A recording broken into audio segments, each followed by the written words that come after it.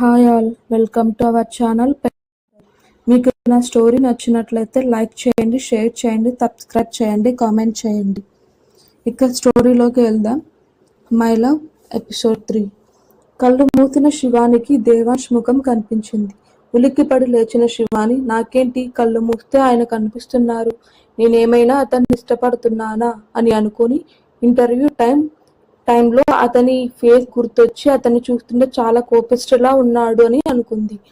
కానీ ఇప్పుడు ఆమెకు తన తమ్ముడు చదువు ఈ ఉద్యోగంపై ఆధారపడి ఉంది కాబట్టి ఆమె అతనిని అస్సలు ఇష్టపడకూడదని ఆమె తన మనసులో అనుకుని సైలెంట్ అయింది. కానీ ఆమెకు తెలియనిది, ఇంతకు ముందే వేదికను కలిసింది ఆమెకు ఇంకా తెలియదు. ఆలోచిస్తూనే శివాని నిద్రలోకి జారుకుంది. శ్వేత తన ఇంటి తలుపు తట్టడంతో ఆమెకు మెలకు వచ్చి డోర్ ఓపెన్ చేసింది. అప్పటికే పిజ్జా, కూల్ డ్రింక్స్ పట్టుకొని ఉన్న శ్వేతను చూసి శివాని ఆమెను ఇంటి లోపలికి పిలిచింది. శ్వేత తను తెచ్చిన ఐటమ్స్ ని టేబుల్ మీద పెట్టి నెట్ఫ్లిక్స్ లో హర్రర్ మూవీస్ పెట్టింది. ఇద్దరికీ కలిసి కూర్చొని హర్రర్ సినిమాలు చూడడం చాలా ఇష్టం. అప్పుడప్పుడు శ్వేత వెళ్లిన తర్వాత శివాని తన ఇంట్లో ఒంటరిగా భయంతో నిద్రపోయేది. ఇద్దరు మూవీస్ చూసి కాసేపు మాట్లాడుకున్నారు. ఇద్దరు 12 గంటల దాకా సినిమా చూసి నిద్రపోయే ముందు నేను నా లగేజ్ ప్యాక్ చేసుకొని పని ఉంది అని చెప్పింది శివాని. ప్యాకింగ్ ఏంటి అని అడిగింది శ్వేత. నేను అదే ఇంట్లో ఉండాల్సి వస్తుంది. ఆ చిన్న పాపకి 24 గంటల పనిలా ఉంటుంది. పాపకి ఎప్పుడు నా అవసరం ఉంటుందో ఎవరికి తెలుసు, అందుకే అక్కడే ఉండాలని చెప్పింది శివాని. శ్వేత శివానిని ఆట పట్టిస్తూ, నువ్వు ఆ పాపకి తల్లిలా ఉన్నావు, ఆ పాపకి తల్లి లేదు కదా, ఆ అబ్బాయి అందంగా ఉన్నాడా, నువ్వు ట్రై చెయ్యి అని అంది. శివాని శ్వేతని చిరుకోపంగా చూస్తూ, సైలెంట్ గా ఉండు అని కసురుకొని, అలాంటిదేమీ లేదు, అతను ఎంత అందంగా ఉన్నా నేను పట్టించుకోను, నేను నా పని చేయడానికే అక్కడికి వెళ్తున్నాను అని చెప్పింది. శ్వేత శివాని చెయ్యి పట్టుకొని లాగుతూ, అంటే నువ్వు కూడా అతని భార్య చనిపోయిందని నమ్ముతున్నావా, ఎనీవే ఆల్ ది బెస్ట్ అని అంది. దాంతో శివాని, శ్వేత నీ మాటలు అయిపోతే దయచేసి నా ప్యాకింగ్ కంప్లీట్ చెయ్యి అని అంది. శ్వేత శివాని ఇద్దరు లగేజ్ ప్యాక్ చేసి అన్ని సర్ది నిద్రకు ఉపక్రమించారు. కానీ శివాని మనసులో శ్వేత మాటలు తిరుగుతున్నాయి. అతను నిజంగా చాలా అందగాడు. అతని భార్య చనిపోయిందో వదిలేసిందో నాకు తెలియదు. అయితే నేనేం చెయ్యాలి అనుకుని పక్కకు తిరిగి కళ్ళు మూసుకుంది. వేదిక దేవాంశ్ మేనకోడలని, అతని కూతురు కాదని శివానికి ఇంకా తెలియదు. వేదిక పట్ల అతడికి ఉన్న ఆరాటం చూస్తుంటే ఎవరైనా తన కూతురే అనుకుంటారు. కానీ ఈ నిజం ఇంకా శివానికి తెలియదు. శివాని నిద్రలోకి జారుకుంది. ఉదయం 6 గంటలకు నిద్ర లేవగానే త్వరగా ఫ్రెష్ అయి వెళ్ళడానికి సిద్ధమైంది. ఆమె ఒక నోట్ రాసి శ్వేత దగ్గర టేబుల్ మీద పెట్టింది. అందులో, గుడ్ మార్నింగ్ సన్షైన్, నేను బయలుదేరుతున్నాను. ఇంటికి సరిగ్గా తాళం వేసి తాళం చెవి నీ దగ్గర ఉంచుకో. బాయ్, త్వరలో కలుద్దాం అని రాసి ఉంది. శివాని టాక్సీ పట్టుకొని దాదాపు 8 గంటలకల్లా దేవాంశ్ ఇంటి బయటకు చేరుకుంది. 9 గంటలకు ఆమెకు ఫోన్ చేశాడు దేవాంశ్. కానీ నిన్న అలా జరిగిన తర్వాత ఆమె ఆలస్యంగా వెళ్లి రిస్క్ తీసుకోదలుచుకోలేదు. శివాని మొదట అనుజ్ ని కలుసుకోగా అతను శివానిని దేవాంశ్ ని కలవమని చెప్పాడు. ఈ రోజు అనుజ్ వైఖరి మారింది. శివాని చాలా అందంగా ఉంది. ఆమెను చూసి ఎవరైనా ముగ్ధులయ్యేలా ఉంది. ఇప్పుడు ఆమె తనతో ఒకే ఇంట్లో వర్క్ చేస్తుంది. దాంతో ఆమెతో గొడవ పడినా ఏ పని జరగదని భావించి అనుజ్ ఆమెని దేవాంశ్ దగ్గరకు తీసుకెళ్లాడు. దేవాంశ్ ఇంకా జిమ్ లోనే ఉన్నాడు కాబట్టి అతను హాల్లో శివానిని వెయిట్ చేయమని చెప్పాడు అనుజ్. శివాని హాల్లో కూర్చుంది. ఎంతసేపటికి దేవాంశ్ రాకపోవడంతో శివానికి నీరసంగా అనిపిస్తుంది. ఆమెకు దాహం కూడా మొదలైంది. అయితే ఆ నీళ్లు ఎవరిని అడిగి తాగాలి అని ఆలోచిస్తూ వంటగది కోసం వెతకడం మొదలుపెట్టింది. కానీ అంత పెద్ద ఇంట్లో కిచెన్ ఎక్కడ ఉంటుందా అని అక్కడ ఇక్కడ చూస్తూ అనుకోకుండా దేవాంశ్ జిమ్ రూమ్ డోర్ తీసింది. ఆమె తలుపు తెరిచే సమయానికి దేవాంశ్ కూడా బయటికి రావడానికి లోపల నుండి తెరిచాడు. కానీ శివాని బయట ఉండటం అతనికి తెలియదు. ఆ తలుపు తెరవగానే అతనికి శివాని ఫోర్స్ గా ముందుకు తూలి పడుతూ దేవాంశ్ టీ షర్ట్ ని గట్టిగా పట్టుకుంది. ఆ టైంలో దేవాంశ్ జిమ్ చేయడం వల్ల పూర్తిగా చెమటతో స్నానం చేసినట్లు ఉన్నాడు.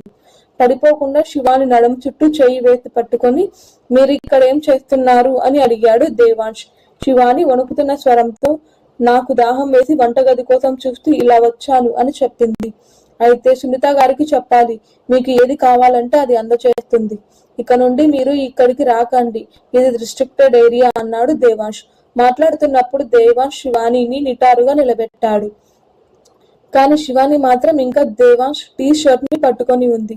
దేవాంశ్ శివాని చెయ్యి పట్టుకొని టీ షర్ట్ తీసేసరికి శివాని కాస్త ఇబ్బందిగా అనిపించి ఆమె చూపులు కిందికి దించి అక్కడి నుండి బయటకు వచ్చేసింది. కానీ ఆమె గుండె మాత్రం వేగం రెట్టింపు అయింది. దేవాంశ్ దూరంగా వచ్చేసినా అతని మేని పరిమళం మాత్రం ఆమెని వదలలేదు. శివాని బయటకు పరిగెత్తుకుంటూ వస్తూ చూసుకోకుండా సునీతని ఢీకొట్టింది. ఆమె వేదిక కోసం కొత్త కేర్ టేకర్ అని సునీతకు వెంటనే గుర్తుపట్టింది. అయితే ఆమెకు అర్థం కానిది ఒకటే, శివాని దేవాంశ్ జిమ్ నుండి ఎలా బయటకు వచ్చింది అని. తన పర్సనల్ స్పేస్ లోకి ఏ అమ్మాయినా వస్తే దేవాంశ్ కి కోపం వస్తుందని సునీతకి బాగా తెలుసు. అప్పుడు అతను ఈ అమ్మాయిని తిట్టాలి కదా అనుకుని, అమ్మా, నువ్వు దేవాంశ్ బాబు జిమ్ బయట ఏం చేస్తున్నావు? నువ్వు వేదిక పాపకి కేర్ టేకర్ కదా నువ్వు అని అడిగింది. నాకు దాహంగా అనిపించి వంటగది కోసం వెతుకుతున్నాను. కానీ ఈ ఇంట్లో ఇలాంటి రెస్ట్రిక్టెడ్ ఏరియాస్ ఉన్నాయని నాకు తెలియదు. నేను ఇక నుండి జాగ్రత్తగా ఉంటాను అని శివాని స్పష్టం చేసింది. సునీత దేవాంశ్ బాబుకి తన రూమ్ కి జిమ్ కి ఎవరు వెళ్తే ఇష్టం ఉండదు. తన పర్సనల్ స్పేస్ కి ఎవరిని రానివ్వడు. నేను అక్కడికి క్లీనింగ్ కోసమే వెళ్తాను. ఇప్పుడు ఎక్కువ ఆలోచించకు. మంచినీళ్లు నీకు తాగడానికి, ఏదైనా తినడానికి తీసుకొస్తాను అంటూ శివానిని తనతో తీసుకువెళ్ళింది. శివాని ఇంకా వేదికను కలవలేదు. సునీత శివానికి కిచెన్ చూపించింది. ఆమెతో మాట్లాడిన తర్వాత ఆమెను వేదిక రూమ్ కి తీసుకెళ్ళింది. దేవాంశ్ కోరికపై సునీత శివాని కోసం వేదిక పక్కనే ఉన్న గదిని సిద్ధం చేసింది. ఆ గది వేదిక దేవాంశ్ గది మధ్య ఉంటుంది. వేదిక గది పక్కనే శివాని గదిని దేవాంశ్ ఉద్దేశపూర్వకంగా అరేంజ్ చేయించాడు. ఆమె పాపని ఎప్పుడైనా చూసుకోవడానికి వీలు ఉంటుందని. శివాని సామాను అంతా గదికి చేరింది. శివాని దేవాంశ్ ని కలిసినప్పటి నుండి ఆమె తన పనిపై ఫోకస్ పెట్టడానికి దేవాంశ్ ఇంకా పర్మిషన్ ఇవ్వలేదు అని ఆమెకు అర్థమైంది. కానీ సునీత వేదికను తీసుకురావడానికి వెళ్ళింది. శివాని ఫ్రెష్ అవ్వడానికి కూడా వెళ్ళలేకపోయింది. ఆమె దగ్గర నుండి దేవాంశ్ పర్ఫ్యూమ్ స్మెల్ వస్తుంది.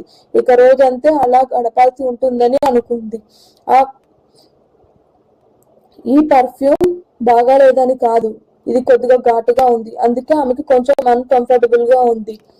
సునీత వేదికను తీసుకొని అక్కడికి వచ్చింది. శివాని కళ్ళు వేదికను చూడగానే వెంటనే పాపను గుర్తుపట్టింది. మొన్న ట్రాఫిక్ సిగ్నల్ వద్ద తను కలిసిన అమ్మాయి తనేనా? ప్రపంచం మరీ ఇంత చిన్నగా ఉంటుంది అనుకోలేదు ఆమె. ఈ అందమైన అమాయకమైన అమ్మాయి శివానికి అలా పరిచయమైంది. శివానిని అక్కడ చూసి వేదిక ఆశ్చర్యపోయింది. దేవాంశ్ కూడా దూరంగా నిలబడి ఇదంతా గమనిస్తున్నాడు. సునీత కూడా ఇదంతా గమనించింది. ఎప్పుడు దేనికి రియాక్ట్ అవ్వని వేదిక ఈ రోజు శివానిని చూసి రెండోసారి రియాక్ట్ అవుతుందంటే నిజంగా ఈ అమ్మాయిలో ఏదో ప్రత్యేకత ఉంది అనుకున్నాడు దేవాంశ్. ఎందుకో తెలియదు కానీ శివాని వచ్చాక ఇప్పుడు కంగారు పడకుండా తన ఆఫీస్ కి వెళ్ళొచ్చని అనుకున్నాడు దేవాంశ్. బ్రేక్ఫాస్ట్ చేసి ల్యాప్టాప్ బ్యాగ్ తీసుకొని ఆఫీస్ కి బయలుదేరాడు. ఇంకా ఉంది. ప్లీజ్ లైక్ చేయండి, షేర్ చేయండి, సబ్స్క్రైబ్ చేయండి.